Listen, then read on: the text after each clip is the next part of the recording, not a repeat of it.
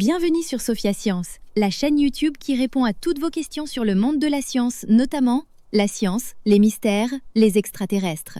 Le contenu de la vidéo d'aujourd'hui est: Elle était le premier bébé éprouvette de l'histoire.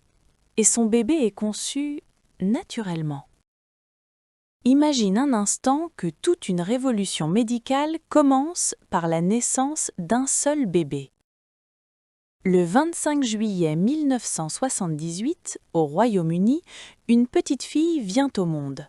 Elle s'appelle Louise Brown. À première vue, rien ne la distingue des autres nouveau-nés. Et pourtant, son arrivée marque un tournant historique. Louise est le tout premier bébé éprouvette au monde, le premier être humain conçu grâce à la fécondation in vitro, ce que l'on appelle plus simplement la FIV. À l'époque, c'est presque de la science-fiction. Ses parents, John et Leslie Brown, tentaient d'avoir un enfant depuis 9 longues années. 9 années d'attente, d'espoir, de déception. Finalement, les médecins leur proposent une technique totalement nouvelle. Au lieu que la fécondation ait lieu dans le corps de la mère, elle se fait en laboratoire.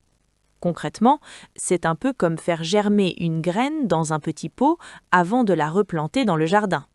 L'ovule et le spermatozoïde se rencontrent dans une éprouvette, l'embryon commence à se développer, puis il est placé dans l'utérus de la mère. Le reste, la nature s'en charge. Et cette fois, ça fonctionne. La naissance de Louise fait le tour du monde.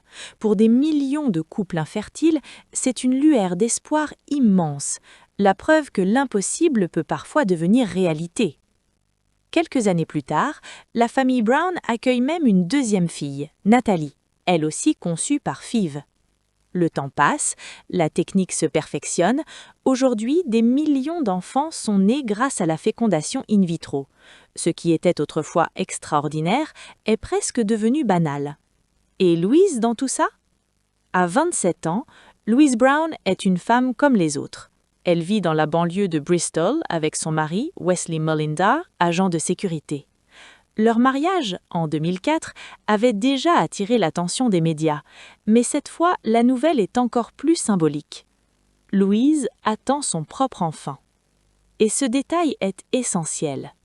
Son bébé a été conçu naturellement, sans aide médicale. Pour Louise, cette grossesse est une joie immense, mais aussi une forme d'apaisement. Elle raconte qu'enfant, vers 10 ou 11 ans, elle se sentait différente. Sa naissance occupait toutes ses pensées. Elle avait l'impression d'être à part. Mais avec le temps, tout a changé.